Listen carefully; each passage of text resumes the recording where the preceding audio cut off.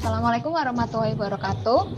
Hari ini pertemuan pertama kita di semester genap. Saya ucapkan selamat Waalaikumsalam datang. warahmatullahi wabarakatuh. Ya, selamat datang. Semoga tahun baru membawa energi baru untuk belajar matematika. Hari ini saya agendakan untuk pertemuan Zoom siang-siang. Semoga kalian tidak mengantuk karena saya mau menjelaskan materi yang diperlukan untuk nanti pelaksanaan AKM. Kalian sudah tahu kan kelas 11 itu ada AKM. AKM kalau dulu mungkin istilahnya ujian nasional, kalau sekarang ujian yang skalanya nasional itu istilahnya adalah AKM. Tapi itu bukan sebagai pengganti ujian nasional. Jadi artinya apa? Artinya nilai kalian mungkin tidak memenuhi KKM pun tidak masalah karena itu bukan pengganti ujian nasional. Hanya saja ujian itu skalanya nasional. Itu ya, jadi bisa dibedakan ya AKM dengan UN. Jadi tidak perlu khawatir, tapi paling tidak kami guru-guru berusaha mempersiapkan supaya kalian semua bisa memperoleh hasil yang memuaskan. Seperti itu. Oke, kita mulai materi kita yang pertama, yaitu adalah probabilitas. Silahkan disiapkan buku catatannya. Materi kita adalah probabilitas. Probabilitas atau nama lainnya adalah peluang.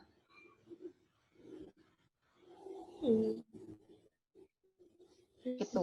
Jadi kalau ada materi peluang, materi probabilitas itu artinya adalah sama. Nah, di materi peluang ini sebelum ke intinya kita bahas dulu materi prasyaratnya. Jadi sebelum ke intinya kita bahas dulu pengantarnya. Yang pertama yaitu kita akan mempelajari tentang prinsip dasar membilang atau ada yang menyebut ini sebagai kaidah pencacah. Ini bisa kaidah, bisa aturan. Saya gunakan aturan aja. Aturan pencacah. Nah, jadi kita mencacahnya seperti apa? Jadi ini digunakan untuk mencari banyaknya cara. Jadi tujuannya adalah mencari banyaknya cara, di mana dalam suatu kejadian kita bisa memiliki beberapa cara untuk mendapatkan suatu hasil. Nah, bingung nggak kalian? Jadi gini, kita lihat contohnya aja langsung. Contohnya di sini ada ada 3 kota, yaitu kota A, kota B, lalu kemudian kota C. Nah, untuk berangkat ke kota B dari kota A, dari kota B ke kota A, di sini terdapat ada berapa cara? Ada 4 cara. Jadi ini R1, R2, R3, R4 itu menunjukkan banyaknya cara. Jadi untuk ke kota A ini kota, ini juga kota. Jadi saya lingkari ini kota ya bagi yang baru bergabung. Terus lengkung-lengkung ini menunjukkan banyaknya cara. Jadi dari kota A ke kota B bisa ditempuh dengan 4 cara.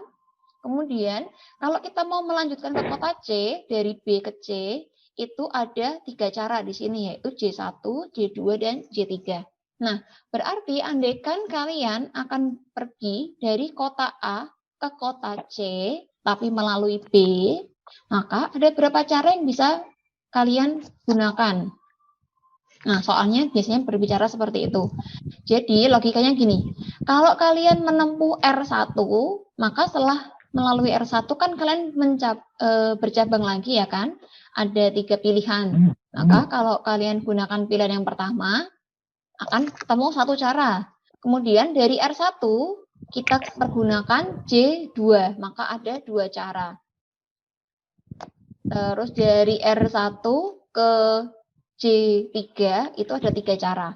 Jadi kalau lewat R1 kalian akan punya 3 cara. Lewat R2 kalian juga punya 3 cara.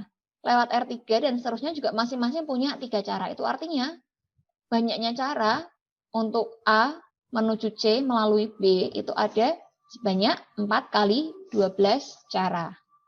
Seperti itu. Jadi itu yang namanya mencacah. Jadi kalian cari dulu ada berapa cara dari A ke B, terus dari B ke C ada berapa cara. Seperti itu. Nah, saya beri contoh yang lain. Ini contoh yang pertama. Saya ganti, jadi kita coba.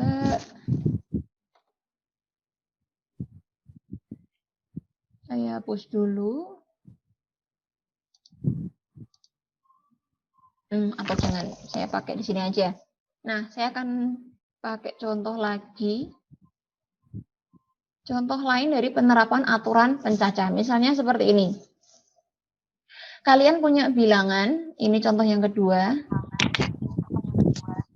Tolong di unmute dulu, Latisha. Nah, karena ini gambarmu yang nggak muncul kalau kamu nggak unmute. Oke, kita lanjutkan. Nah, saya akan beri contoh yang kedua untuk aturan pencatatan tadi. Jadi misalnya gini, kalian punya bilangan atau angka yaitu 1, 2, 3, 4, 5. Nah, dengan angka 1, 2, 3, 4, 5 ini kalian disuruh menyusun tiket undian. Misalnya aja ada kegiatan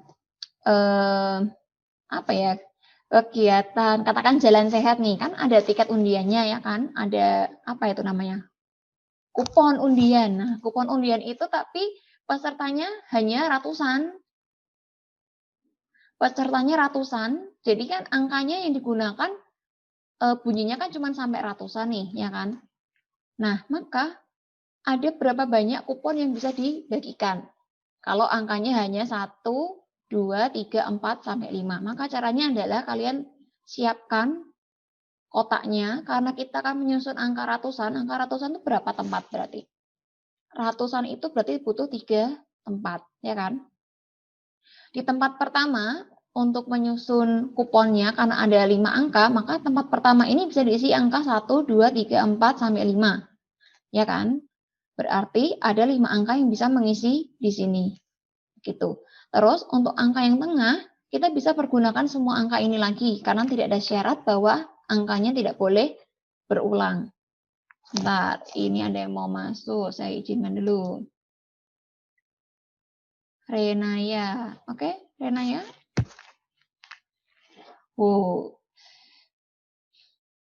Kita susah-susah masuk, ini udah ada notif kalau 10 menit lagi ini otomatis keluar karena waktunya memang terbatas hanya 40 menit. Oke, jadi nanti siap-siap masuk lagi ya. Selamat berjuang.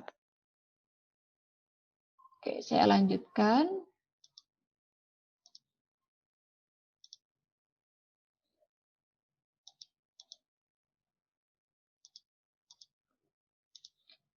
Tunggu.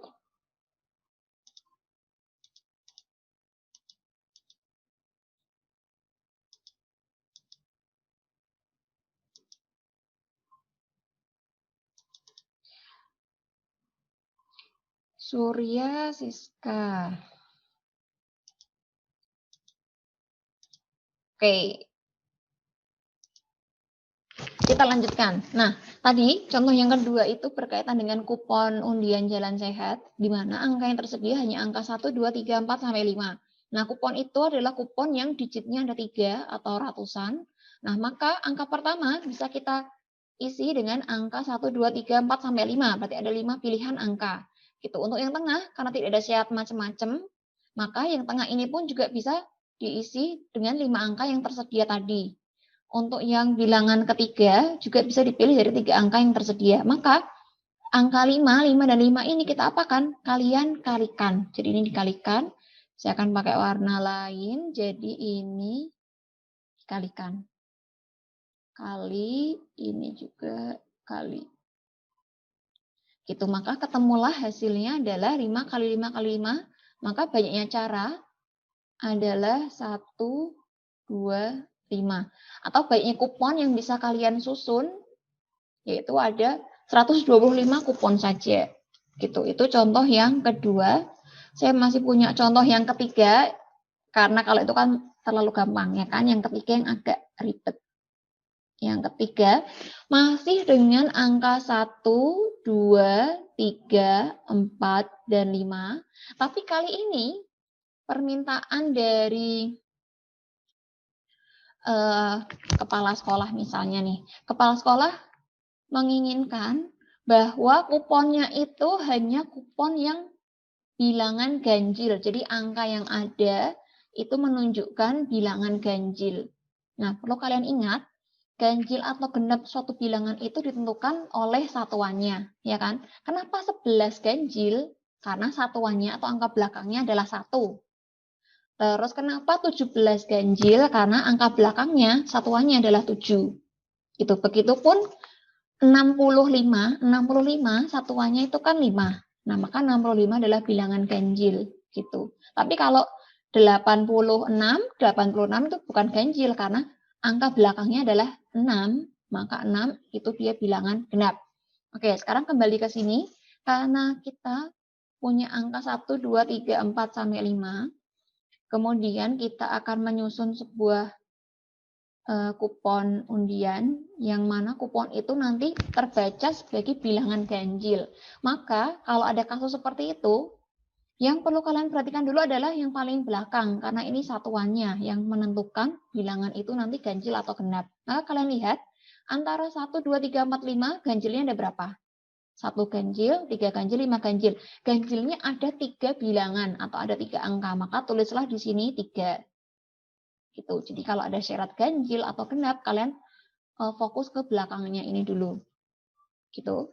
Kemudian untuk angka depan, bilangan ganjil itu angka depan maupun tengahnya itu sembarang, nggak akan berpengaruh ke dia ganjil atau genap, ya kan? Kayak tadi kita mau 17 ganjil, 27 juga ganjil, bahkan 107 juga ganjil, ya kan? Jadi ganjil atau genap, sekali lagi saya bilang hanya ditentukan oleh satuan belakangnya. Jadi kalau belakangnya sudah kalian tuliskan, tadi 3, sekarang depannya kalian isi dengan semua bilangan yang ada di sini.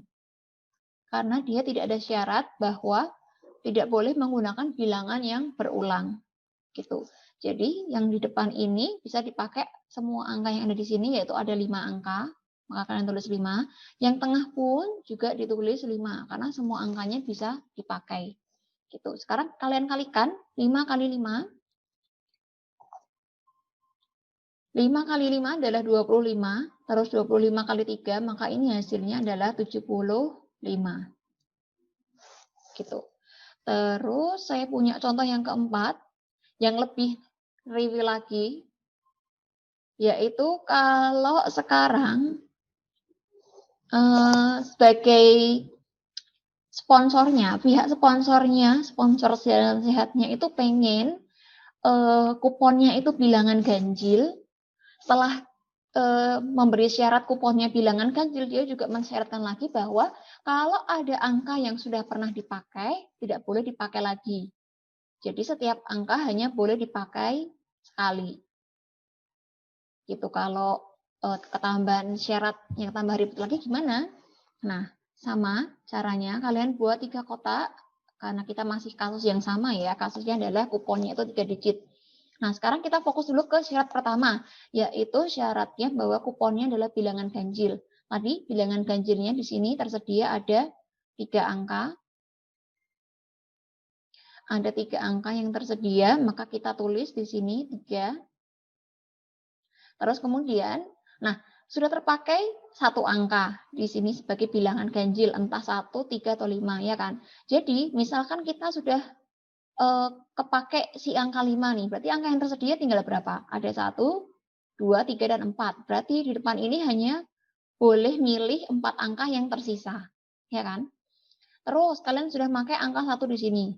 Dipakai juga 1 lagi di sini. Berarti yang tersisa dari semua ini ada berapa? Ada 3 angka kan yang tersisa kan? Maka tulis di sini 3. Gitu. Karena tidak boleh ada angka yang digunakan berulang. Jadi kalau di sini 4, di sini berarti tinggal 3. Kayak gitu. Nah, sekarang tinggal kalian kalikan ini. Maka hasilnya ini adalah 4 kali 3, 12, kali 3 lagi. Jadi 36.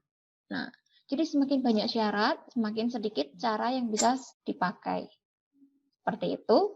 Sampai di sini, di aturan pencacah, ada yang mau ditanyakan?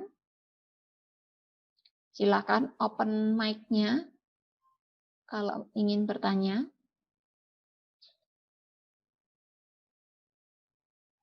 Suara saya dari tadi masuk kan? Jangan bilang saya ngomong dari tadi kalian nggak dengar. Masuk, Bu. Masuk, oke, paham semua? Ada yang ingin bertanya? Sudah jelas aturan? Sekali lagi, oke, saya review sekali lagi ya. Jadi untuk aturan pencacah itu adalah simpelnya kayak gini. Kalian tinggal mengalihkan aja banyaknya cara yang diuraikan di sini. Misalnya contoh ini. Dari kota A ke kota B itu kan ada 4 cara. Nih, dari A menuju B ada 4 jalan. Maka di sini kalian kalikan 4 dengan 3. Karena dari B ke C dilanjutkan lagi ada 3 cara. Gitu. Jadi cara pencacah itu tinggal intinya adalah perkalian. Gitu. Nah, hasilnya 12. Ini untuk contoh kasus kalau kota. Gitu. Nah, contoh soal yang sering kepake itu yang model begini. Yaitu menyusun suatu bilangan kalau tersedia beberapa bilangan. Bingung nggak kalian? Nah, saya bilang apa? Jelimet kan materi ini kan. Jadi, kalau ada, kalau disediakan angka 1, 2, 3, 4, sampai 5, kalian disuruh menyusun bilangan 3 angka. Ini kenapa kotaknya ada 3? Karena kita akan menyusun bilangan 3 angka. Nah, maka kalian buat kotak 3, kemudian tidak ada syarat macam-macam kan, cuman bilang susun bilangan 3 angka. Nah, maka karena ada 5 angka yang tersedia, maka tuliskan 5, 5, dan 5. Terus angka-angka ini dikalikan, maka ketemu hasil 1, 2, 5. Gitu. Nah, beda halnya dengan contoh kita yang ketiga. Contoh kita ketiga, dia ada syaratnya, yaitu syaratnya adalah kupon undiannya merupakan bilangan ganjil. Gitu. Oke, saya beritahu kita akan tiba-tiba keluar dalam 1 menit. Oke, saya ulangi. Yang ketiga ini mulai ada syarat, yaitu angka di kupon undiannya adalah bilangan ganjil. Bilangan ganjil itu bilangan yang angka belakangnya adalah angka ganjil. Nah, maka muncul 3 karena angka ganjil yang ada di susunan ini adalah 1, 3, dan 5. Kan ada 3 biji, ya kan? Ada 3 bilangan kan? Maka di sini diisi 3. Baik, kita lanjutkan materi kita yang kedua, yaitu adalah permutasi. Nah, apa itu permutasi? Jadi di sini akan ada istilah-istilah baru. Nanti ada permutasi. Nanti kalau ini slide-nya di scroll nanti ada bagian kombinasi. Sekarang kita ke permutasi dulu. Apa itu permutasi? Permutasi adalah susunan ini. Mulai dari sini. Susunan berurutan dari semua atau sebagian anggota himpunan. Di mana susunannya itu diperhatikan urutannya.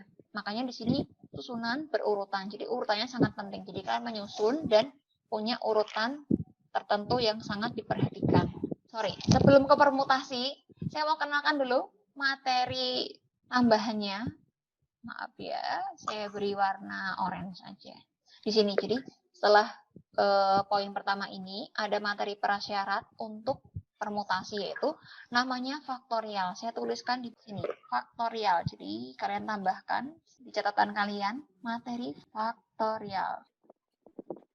Apa itu faktorial? Faktorial itu disimbolkan dengan tanda seru. Ini, nah depannya ini angka. Nah, tapi secara umum dia dituliskan dalam N. Nah, dia adalah perkalian mundur mulai dari N. Jadi kalau ada N faktorial, maka kalian kalikan N dengan N-1. Jadi kan dia mundur, hitung mundur gitu. Terus dikali dengan N-2. Terus dikali seterusnya sampai bilangannya mengecil. Terus kalian kalikan 3 kali 2 kali 1. Kalau ininya adalah lebih dari 3. Gitu. Nah, sebagai contoh saya akan pakai 5 faktorial. 5 faktorial, 5 tanda seru, bacanya 5 faktorial. Itu berarti kalian kalikan 5 dengan 4. Terus kalikan 3 kali 2 kali 1. Jadi mundur. Gitu. Sekarang dihitung. Ini hasilnya 20. 20 kali 3, 60. 60 kali 2, 120 kali 1. Tetap kan? 120. Seperti itu. Nah, kalau kalian punya 3 faktorial terus gimana? 3 faktorial ya berarti tinggal 3 kali 2 kali 1. Ini dikalikan, hasilnya adalah 6. Tapi khusus untuk 0 faktorial, 0 faktorial itu hasilnya adalah 1. Jadi 0 faktorial hasilnya 1. 1 faktorial juga hasilnya adalah 1. Gitu. Jadi yang bagian sini jangan sampai lupa. Ini saya kotakin. Nah, untuk 0 faktorial dan 1 faktorial hasilnya sama-sama 1. Jadi ini adalah materi faktorial, materi prasyarat untuk materi permutasi. Oke, coba sekarang kita ke materi permutasi. Contoh nomor 1, saya buat kasus yang lebih menarik. Kalau ini kan cuma satu kata. Kasusnya gini. Jadi suatu kelas akan dibentuk susunan pengurus kelas yang baru, yang mana dibutuhkan ketua, wakil, dan sekretaris. Jadi susunannya ada ketua, wakil, sekretaris. Nah, kita mau menyusun 3 jabatan ini. Terus kemudian setelah dilakukan musyawarah, ketemulah 3 orang yang akan dijadikan ketua, wakil, dan sekretaris. Jadi susunannya ada 3, tapi orang yang tersedia nggak ada 3. Jadi sama-sama 3. Maka kita kan tinggal milih siapa yang jadi ketua, siapa yang jadi wakil, sama sekretaris ya kan. Semuanya akan ketemu bagian masing-masing. Nah, itu tetap bisa dicari banyaknya susunan. Yaitu cara mencari susunannya atau banyaknya cara, yaitu kita gunakan faktorial, yaitu 3P3. Nah, sesuai dengan rumus permutasi ini, permutasi rumusnya di sini. Rumusnya yang ini, yang bawah. Rumusnya adalah N faktorial dibagi dengan N min K faktorial. Maka di sini muncul 3 faktorial karena N itu yang depan. Terus dibagi dengan depan kurangi belakang. Jadi 3 kurangi 3 faktorial. Ini 3 faktorial. Tulis lagi. Sekarang hitung 3 kurangi 3 berapa? 0 faktorial. Nah, yang 3 faktorial kalian uraikan jadi 3 kali 2 kali 1. Sedangkan yang 0 faktorial tadi kesepakatannya adalah hasilnya tetap 1. Ini.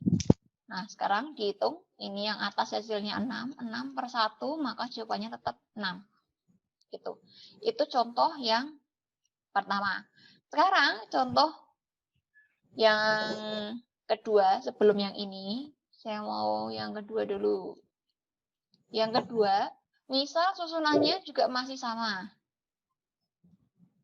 Ada 3, yaitu ketua, wakil, terus kemudian sekretaris. Jadi 3 orang yang dibutuhkan. Tapi yang tersedia atau calonnya, misalnya kalian pengen kandidatnya ada 5 orang. Nah, calonnya ada 5. Padahal jabatannya hanya 3. Berarti nanti kan bakalan ada yang nggak kepilih, ya kan? Nah, gimana cara menyusun pengurus kelas kalau kondisi yang seperti ini? Maka kalian tulis menjadi 5P3. Kalau nggak tulis gimana? Nanti ini hilang. Kalau enggak, kalian screenshot aja, nanti tinggal nyalin. Tapi jangan lupa nyalin. Itu sambil saya lanjutkan ya. Oke, jadi ada 5 calon yang tersedia, padahal jabatan yang bisa ditempati hanya ada 3. Maka kalian kerjakan dengan 5P3. Nah, gunakan rumus yang tadi, yang di depan ditulis dulu. Jadi 5 faktorial. Kemudian dibagi dengan depan kurangi belakang, yaitu 5 kurangi 3. Gini, maka hasilnya 5 faktorial dibagi dengan 2 faktorial. Itu, maka kita uraikan 5 faktorial menjadi 5 kali 4 kali 3 kali 2 kali 1. Yang 2 faktorial, tunggu saya unmute dulu. Tuh. Kembali ke sini. 5 faktorial kita uraikan jadi 5 kali 4 kali 3 kali 2 kali 1. Kemudian yang pernya 2 faktorial berarti 2 kali 1. Ini. Sekarang hitung yang bagian atas tadi kita udah punya ya. Hasilnya adalah 120. Yang 2 kali 1 hasilnya adalah 2. Gini, jadi jawabannya adalah 60. Jadi kalian punya 60 cara menyusun 5 orang menjadi 3 susunan atau 3 jabatan. Gitu. Percaya nggak? Kalau nggak percaya, cobalah nanti kalau udah masuk, kalian tulis daftar satu-satu. Gini. Nah, di AKM, saya pernah mencoba simulasi AKM dan soal model kayak gini keluar. Tapi kasusnya nggak persis, tapi paling nggak mirip kayak gini. Kalau nggak salah waktu itu soalnya tentang topping martabak manis. Martabak manis kan toppingnya ada 3 kan, biasanya kan kacang, meses sama keju. Nah, ada berapa cara kita bisa membuat menu martabak, ya kan? Bisa aja orang pengen martabak yang cuman meses aja, pengen keju aja, pengen kacang aja, itu udah 3, ya kan? Ada lagi yang pengennya mix 2 rasa, ya kan? 2 rasa, berarti bisa kacang keju, coklat keju, dan apa lagi? Nah, masih banyak. Nah, kalian bisa menggunakan rumus ini untuk menentukan banyaknya variasi martabak yang bisa dibuat. Gitu. Nah, nanti lebih dalamnya silakan dipelajari lagi. Saya menjelaskan kulit-kulitnya aja. Oke? Nah, sekarang kita ke contoh nomor 2 yang ada di sini. Ini. Nah, ini mirip tadi. Mirip aturan mencacah tadi ya. Ya enggak? Berapa banyak bilangan yang terdiri dari 4 angka yang dibentuk dari angka ini. Yang tersedia adalah angka 2, 3, 4, 5, 6, 7, 8. Jadi satunya tidak ada. Berarti ada berapa? 1, 2, 3, 4, 5, 6, 7, 8. Ada 8 angka, maka di sini N-nya adalah 8. Terus karena kalian disuruh membentuk 4 angka, maka yang dibutuhkan hanya 4. Jadi yang tersedia ada 7, yang dibutuhkan hanya 4. Maka ditulisnya adalah 7P4. Gunakan rumus yang tadi, yang di bawah ini. Berarti menjadi 7 faktorial dikurangi 7 min 4. 7 min 4 adalah 3. Nah, terus yang atas ini diuraikan. Nah, gini. Atau ada teknik lain untuk menguraikan ini, biar kalian nggak usah panjang-panjang ini. Ini masih 7, masih mending ya toh. Dan nanti kalau 20 bejal. Nah, ada teknik yang mudah, yaitu seperti ini. Kalian lihat, 7 dan 4. Itu berarti kan 7 nanti bakalan ketemu dengan 3 faktorial, ya nggak? Paham nggak maksudnya? Ini lihat, bagian sini. 3, 2, 1, ya kan? Ketemu dengan 3 faktorial kan? Nah, maka kalian bisa tuliskan 7 itu 7 kali 6 kali 5 kali 4. Yang kalau diteruskan nanti kan jadinya 3 faktorial. Nah, akan tulisnya gini. Jadi yang belakang nggak usah diuraikan. Gini aja. Terus yang 3 faktorial ini coret. 3 faktorial ini coret. Jadi yang tersisa adalah 7 kali 6 kali 5 kali 4. Coba kalikan. Ini 42. Yang ini 20. 42 kali 20 hasilnya, nah bener kan? 840 kan? Gitu. Saya ambil contoh lagi. Ini terlepas dari rumus ini ya. Saya ambil contoh penyederhanaan seperti ini. Misalnya saya punya yang angkanya agak ekstrim. Misal saya mau menyederhanakan 20 faktorial dibagi dengan 18 faktorial. Nah, ketimbang kalian menuliskan sepanjang ini, mending kalian ubah gini. 20 faktorial itu kan 20 kali 19. Terus kalau dia mundur lagi kan 18, 17, 16, dan seterusnya. Berarti mulai dari sini bisa kalian ganti dengan 18 faktorial. Jadi, nah yang bawah kan juga ada 18 faktorial. Jadi 18 faktorial dengan 18 faktorial ini dicoret. Maka tinggal kalian kalikan 20 dengan 19. 20 kali 19 berarti hasilnya adalah 380. Itu cara menyederhanakan faktorial. Saya lanjutkan atau ada yang mau bertanya? Enggak, Bu.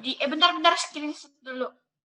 Sekarang kita lanjutkan ke permutasi dengan ada objek yang sama.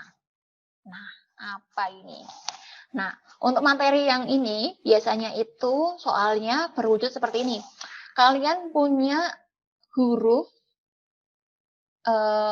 yang membentuk kata makan, misalnya. Huruf-huruf yang membentuk kata makan. Maka kalian punya berapa huruf di sini? Ada 5 huruf. Nah, huruf-huruf ini kalian akan susun menjadi susunan yang baru. Jadi semula kita punya 5, tapi susunan yang baru juga punya 5. Nah, tapi di sini kan ada huruf yang sama. Nah, yang sama ada berapa? Ada huruf A, yaitu sebanyak 2 huruf. Maka 5 faktorialnya dibagi dengan 2 faktorial. Ini. Yang 5 faktorial saya uraikan jadi 5 kali 4 kali 3 kali 2 faktorial. Jadi 2 kali satunya nggak saya teruskan. Terus yang 2 faktorial juga tetap jadi 2 faktorial. Gini, jadi ini dicoret, ya kan, kayak tadi. Maka tinggal kalian kalikan 5 kali 4 kali 3. Maka hasilnya ini adalah 60. Jadi ada 60 cara. Ini 5 ya, bukan 3 ya. Nah, maka soal di sebelah ini juga gitu. Kalau ini soalnya gampang, ini cuma 3 huruf, ya kan? Maka ini ada 3. Terus karena huruf yang sama, ada A, yaitu sebanyak 2, maka nulisnya kayak gini. Ya kan? Nah, saya buat yang agak susah dikit. Nah, itu kalau kata makan. Terus contoh yang kedua, bagaimana kalau katanya adalah malam. Nah, di huruf pada kata malam itu yang kembar, bukan hanya A aja yang ada 2. Tapi M-nya juga ada 2. Nah, maka caranya gimana? Ini ngomong-ngomong ini totalnya 5 ya. Jadi kalau kalian suruh menyusun ulang huruf-huruf ini, maka kita tulis menjadi 5 faktorial pernya A-nya kan ada 2. Jadi 2 faktorial. Ini. Nah, selain A, yang kembar lagi adalah M. M-nya ada berapa? Ada 2 lagi kan? Maka ini dikali dengan 2 faktorial. Nah, gini. Sekarang kita uraikan 5 faktorial menjadi 5 kali 4 kali 3 kali 2 faktorial. Terus kemudian yang 2 faktorial depan saya uraikan menjadi 2 kali 1, tapi yang 2 faktorial belakang saya biarkan. Nah, jadi yang dicoret nanti yang ini, belakang. Gitu. Maka yang tersisa adalah 5 kali 4 kali 3 dibagi dengan 2 kali 1 hasilnya 2. Ini boleh coret lagi 4 dengan 2. Sehingga nanti hasil akhirnya adalah 30. Nah, seperti itu. Terus kata yang sering keluar sih, kata apa ya? Matematika. Nah, yang ketiga saya tulis di sini. Yang ketiga dari kata matematika.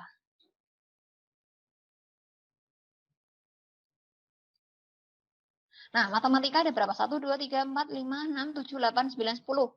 Jadi N-nya ada 10. Yang kembar ada M, A, sama T. Jadi boleh dituliskan yang kembar ini K, karena ini kan saya ikut ini ya. Ini K, L, M, N. Ini K. K-nya adalah huruf M, ada berapa nih? 1, 2, ada 2. Terus yang L itu adalah A. A yang kembar di sini ada berapa? Ada 3. Terus ada lagi T. Saya beri nama KLM. Yang M ada berapa T-nya? T-nya adalah ada 2. Gitu, ya, ada lagi kembar? Nggak ada kan? Nah, sekarang kalau ini disusun lagi menjadi kata yang baru, dengan totalnya 10 huruf lagi, maka cara nyusunnya adalah gini. 10, jadi, oh ya saya lupa ya, depannya P dulu. Jadi, permutasinya atau P, yaitu adalah 10 faktorial dibagi dengan ini. Masing-masing dibuat faktorial. Jadi 2 faktorial kali 3 faktorial kali 2 faktorial. Yang 10 saya uraikan 10, 9, 8, 7, 6, 5, 4, 3 faktorial. Gitu. Jadi yang 3 ini, titiknya mana nih? Kok nggak muncul lagi ya? Yang 3 faktorial kita hentikan. Sampai di situ, karena nanti bawahnya ini kan paling besarnya 3 faktorial ya kan. Jadi biar yang paling besar itu dia nanti bisa dicoret. Sedangkan yang 2 faktorial, nah gampang. 2 faktorial itu kan kalau dihitung 2 kali 1, berarti hasilnya adalah 2 ini. Nah yang ini dicoret, ini. Terus yang 2 kali 2 itu kan 4. Maka nyoretnya sama 4 yang ini. Gitu, maka itu kalau dihitung, nanti tinggal 9 kali 8 kali 7 kali 6 kali 5. Ayo berapa itu? Banyak ya. Silakan ini dihitung sendiri.